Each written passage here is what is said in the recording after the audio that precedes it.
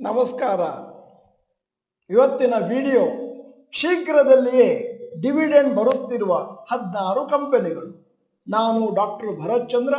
ವಿಡಿಯೋಗಳ ಉದ್ದೇಶ ಕನ್ನಡಿಗರ ಫೈನಾನ್ಷಿಯಲ್ ಎಜುಕೇಶನ್. ಕಂಪನಿಗಳಲ್ಲಿ ಲಾಭ ಬಂದಾಗ ಅದನ್ನು ಜನರಿಗೆ ಹಂಚಿಕೆ ಮಾಡಲಿಕ್ಕೆ, ಅಂದರೆ ಹೂಡಿಕೆದಾರರಿಗೆ ಹಂಚಿಕೆ ಮಾಡಲಿಕ್ಕೆ, ಅಂದರೆ ನಿಜವಾದ ಕಂಪನಿಯ ಒಡೆಯರಾದಂತಹ ಹೂಡಿಕೆದಾರರಿಗೆ ಹಂಚಿಕೆ ಮಾಡಲಿಕ್ಕೆ ಒಂದು ಮೆಥಡ್ ಡಿವಿಡೆಂಡ್ ಅನ್ನು ಕೊಡುವುದು ಅಥವಾ ಲಾಭಾಂಶವನ್ನು ಘೋಷಣೆ ಮಾಡುವುದು. ಸಾಮಾನ್ಯವಾಗಿ ನೀವು ಒಂದು ಶೇರನ್ನು ಗಮನಿಸಿದ್ರೆ ಅದರ ಮಾರ್ಕೆಟ್ ರೇಟ್ 100 ರೂಪಾಯಿ ಅಂತಾದರೆ ಒಂದು ಅಂದಾಜು 1ರಿಂದ 1.5% ಅಷ್ಟು ನಿಮಗೆ ಡಿವಿಡೆಂಡ್ ಬರುತ್ತೆ ಲಾಂಗ್ ಟರ್ಮಲ್ಲಿ. ಆದರೆ ಜಾಸ್ತಿ ಪ್ರಾಫಿಟ್ ಬರುವಂಥದ್ದು ಡಿವಿಡೆಂಡಿನಲ್ಲ, ಕೇವಲ ಆ ಶೇರಿನ ಅಪ್ರಿಸಿಯೇಷನ್ ಆಗೋದ್ರಿಂದ. 100 ರೂಪಾಯಿನಲ್ಲಿ 1 ರೂಪಾಯಿ 50 ಪೈಸಾ ಡಿವಿಡೆಂಡ್ ಬಂತು ಅಂತಂದರೆ ಆ ಶೇರು ಮುಂದಿನ ದಿನಗಳಲ್ಲಿ 100ರಿಂದ 110 ಹೋದಾಗ ಅದರಲ್ಲಿ ಬರುವಂಥ ಕ್ಯಾಪಿಟಲ್ ಗೇನ್ಸ್ ಜಾಸ್ತಿ ಇರುತ್ತೆ, ಡಿವಿಡೆಂಡ್ ಅಲ್ಲ. ಆದರೆ ಡಿವಿಡೆಂಡ್ ಬಂತು ಅಂತಂದರೆ ಒಂದಂತೂ ಅರ್ಥ ಮಾಡ್ಕೋಬೇಕು, ಕಂಪನಿ ಲಾಭದಲ್ಲಿದೆ. ಒಮ್ಮೆ ಡಿವಿಡೆಂಡ್ ಬಂತು ಅಂತಂದರೆ ಡೈರೆಕ್ಟ್ ಆಗಿ ನಿಮ್ಮ ಡಿಮೆಟ್ಗೆ ಲಿಂಕ್ ಮಾಡಿದಂತಹ ಬ್ಯಾಂಕ್ ಅಕೌಂಟಿಗೆ ಹೋಗಿ ತಲುಪುತ್ತೆ. ಹಿಂದಿನ ದಿನಗಳಲ್ಲಿ ಚೆಕ್ಕಿನ ಮುಖಾಂತರ ಕೊಡ್ತಾ ಇದ್ರು, ಆದರೆ ಒಂದಷ್ಟು ಹಣ ಸೋರಿ ಹೋಗ್ತಾ ಇತ್ತು.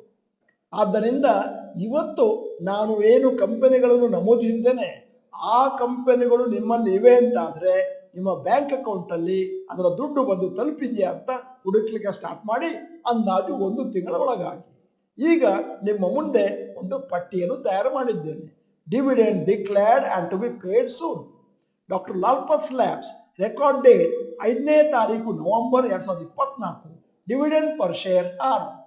ಕೋಲ್ ಇಂಡಿಯಾ ರೆಕಾರ್ಡ್ ಡೇಟ್ 5ನೇ ತಾರೀಕು ನವೆಂಬರ್ 2024, ಡಿವಿಡೆಂಡ್ 15 ರೂಪಾಯಿ 75 ಪೈಸಾ ಪರ್ ಶೇರ್.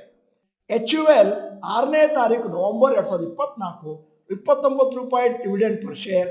ರೈಲ್ಟೆಲ್ ಅಲ್ಲಿ 6ನೇ ತಾರೀಕು ನವೆಂಬರ್ 2024 ರೆಕಾರ್ಡ್ ಡೇಟ್ 1 ರೂಪಾಯಿ dividend per share. Shriram finance 7ನೇ ತಾರೀಕು ನವೆಂಬರ್ 2024, 22 ರೂಪಾಯಿ. ನವೀನ್ ಫ್ಲೋರಿನ್ 7ನೇ ತಾರೀಕು ನವೆಂಬರ್ 2024, 5 ರೂಪಾಯಿ ಪರ್ ಶೇರ್. ಕ್ಯಾಮ್ಸ್ 8ನೇ ತಾರೀಕು ನವೆಂಬರ್ 2024, 25 ರೂಪಾಯಿ.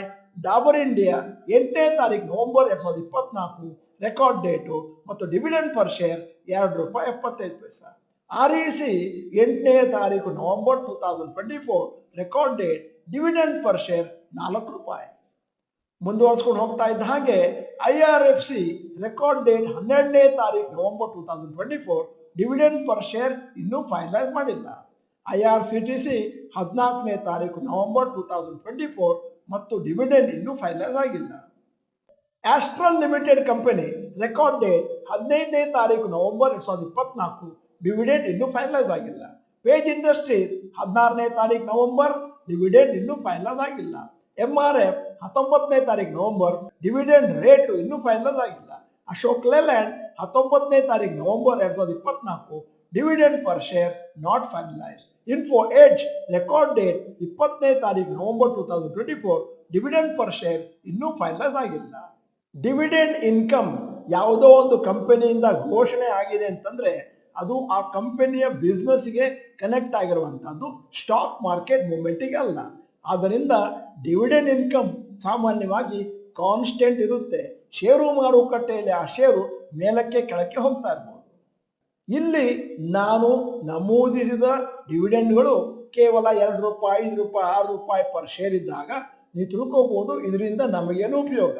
ಆದರೆ ಒಂದು ವಿಚಾರ ತಿಳ್ಕೋಬೇಕು, ನಿಮ್ಮ ಪೋರ್ಟ್ಫೋಲಿಯೋ ಮುಂದಿನ ದಿನಗಳಲ್ಲಿ ಒಂದು ಒಳ್ಳೆಯ ಫಿಗರ್ ತಲುಪುತ್ತೆ. 1 ಕೋಟಿ 2 ಕೋಟಿ 3 ಕೋಟಿ 4 ಕೋಟಿ ಅಂತಾದಾಗ ಡಿವಿಡೆಂಡ್ ಇನ್ಕಮ್ ಲಕ್ಷದಲ್ಲಿ ಬರುತ್ತೆ ಮತ್ತು ಬಹುಶಃ ನಿಮ್ಮ ಆ್ಯನ್ಯುವಲ್ ಇನ್ಕಮ್ ಅನ್ನು ಕಂಪ್ಲೀಟ್ ಆಗಿ ಡಿವಿಡೆಂಡ್ ಇನ್ಕಮಿಂದನೇ ನೀವು ಆಫ್ಸೆಟ್ ಮಾಡ್ಕೊಳ್ಬೋದು. ಮುಂದಿನ ಕೆಲವು ವಾರಗಳಲ್ಲಿ ರೆಕಾರ್ಡ್ ಡೇಟ್ ಆಫ್ ಪೇಮೆಂಟ್ ಸುಮಾರು ಕಂಪನಿಗಳದು ನಿಮ್ಮ ಮುಂದೆ ಬರ್ತಾ ಇದೆ. ರೆಕಾರ್ಡ್ ಡೇಟ್ ಅಂತಂದರೆ ಆ ಪರ್ಟಿಕ್ಯುಲರ್ ದಿನ ನೀವು ಆ ಷೇರುಗಳನ್ನು ನಿಮ್ಮ ಡಿಮೆಟ್ಟಲ್ಲಿ ಹೊಂದಿರಬೇಕು. ಅಂತಂದರೆ ಅದಕ್ಕಿಂತ 3 ದಿನ ಮುಂಚೆ ನೀವು ಅದನ್ನು ಪರ್ಚೇಸ್ ಮಾಡಬೇಕಾಗ್ಬೋದು. ಒಮ್ಮೆ ಡಿವಿಡೆಂಡ್ ಅಥವಾ ಲಾಭಾಂಶ ಘೋಷಣೆ ಆದಮೇಲೆ ಅದು ನಿಮ್ಮ ಬ್ಯಾಂಕ್ ಅಕೌಂಟಿಗೆ ಬರಲಿಕ್ಕೆ 2ರಿಂದ 4 ವಾರ ಆಗ್ಬೋದು. ಶೀಘ್ರದಲ್ಲಿಯೇ ಡಿವಿಡೆಂಡ್ ಬರುತ್ತಿರುವ ಕಂಪನಿಗಳು ಅಂತ ನಾವು ಕಂಪನಿಗಳನ್ನು ನಮೂದಿಸಿದಾಗ ನೀವು ಇನ್ನೊಂದು ವಿಚಾರವನ್ನು ನೋಟಿಸ್ ಮಾಡಿರ್ಬೋದು. ಕೇವಲ ಫೇಮಸ್ ಮತ್ತು ದೊಡ್ಡ ದೊಡ್ಡ ಕಂಪನಿಗಳನ್ನು ಮಾತ್ರ ಮೆನ್ಷನ್ ಮಾಡಿದ್ದೇವೆ. ಇನ್ನೂ ಹಲವಾರು ಸಣ್ಣ ಸಣ್ಣ ಕಂಪನಿಗಳಲ್ಲಿ ಕೂಡ ಡಿವಿಡೆಂಡ್ ಬರ್ತಾ ಇದೆ. ಅದನ್ನು ತಿಳ್ಕೋಬೇಕು ಅಂತಂದ್ರೆ ನೀವು ಇಂಟರ್ನೆಟ್ ಅಲ್ಲಿ ಹೋಗಿ ಸ್ವಲ್ಪ ಹುಡುಕ್ಬೇಕಾಗುತ್ತೆ. ಷೇರು ಮಾರುಕಟ್ಟೆಗೆ ಹೊಸಬರು ಬಹಳಷ್ಟು ಜನ ಒಂದು ತಪ್ಪು ಮಾಡ್ತಾರೆ. ಯಾವುದೋ ಒಂದು ಕಂಪನಿಯವರು ಡಿವಿಡೆಂಡ್ ಅನ್ನು ಘೋಷಣೆ ಮಾಡಿದಾಗ ಓಹೋ ಡಿವಿಡೆಂಡ್ ಬರುತ್ತೆ ಅನ್ನೋ ಉತ್ಸಾಹದಿಂದ ಆ ಶೇರನ್ನು ಕೊಳ್ಳಿಕ್ಕೆ ಹೋಗ್ತಾರೆ. ಅದು ಸರಿಯಾದಂತ ಒಂದು ಪದ್ಧತಿ ಅಲ್ಲ. ಯಾಕಂದ್ರೆ ಯಾವ ಶೇರನ್ನು ಕೊಂಡರೆ ಮುಂದಿನ ದಿನಗಳಲ್ಲಿ ಆ ಶೇರು ಬಹಳಷ್ಟು ಮೇಲಕ್ಕೆ ಹೋಗ್ಲಿಕ್ಕಿದೆ, ಫಂಡಮೆಂಟಲಿ ಸ್ಟ್ರಾಂಗ್ ಆಗಿದೆ ಮತ್ತು ಅದರಲ್ಲಿ ನಮಗೆ ಕ್ಯಾಪಿಟಲ್ ಗೇನ್ ಸಿಗುತ್ತೆ, ಅಂತಹ ಷೇರುಗಳನ್ನು ಮಾತ್ರ ಆಯ್ಕೆ ಮಾಡ್ಕೋಬೇಕು. ಯಾಕಂದ್ರೆ ಮೊನ್ನೆ ಯಾವುದೋ ಮದುವೆಗೆ ಹೋದಾಗ ಒಬ್ರು ಹೇಳಿದ್ರು, ಸರ್ ನಾನು ಇಂತಹ ಒಂದು ಪರ್ಟಿಕ್ಯುಲರ್ ಪೆನ್ನಿ ಸ್ಟಾಕ್ ಅನ್ನು ತಗೊಂಡಿದ್ದೇನೆ, ಯಾಕಂದ್ರೆ ಅದರಲ್ಲಿ ಡಿವಿಡೆಂಡ್ ಅನ್ನು ಘೋಷಣೆ ಮಾಡಿದ್ದಾರೆ. ಪೆನ್ನಿ ಸ್ಟಾಕ್ಗಳು ಮೇಲಕ್ಕೆ ಹೋಗುವಂತ ಚಾನ್ಸಸ್ ಅತಿ ಕಡಿಮೆ.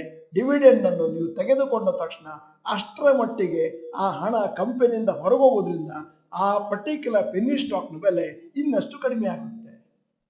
ಸಾಮಾನ್ಯವಾಗಿ ಯಾವುದಾದ್ರೂ ಒಂದು ಕಂಪನಿ ಲಾಭವನ್ನು ಮಾಡುತ್ತಾ ಇದೆ ಅಂತಂದ್ರೆ ಡಿವಿಡೆಂಡ್ ಅನ್ನು ಪೇ ಮಾಡುವುದು ಸರ್ವೇ ಸಾಮಾನ್ಯ.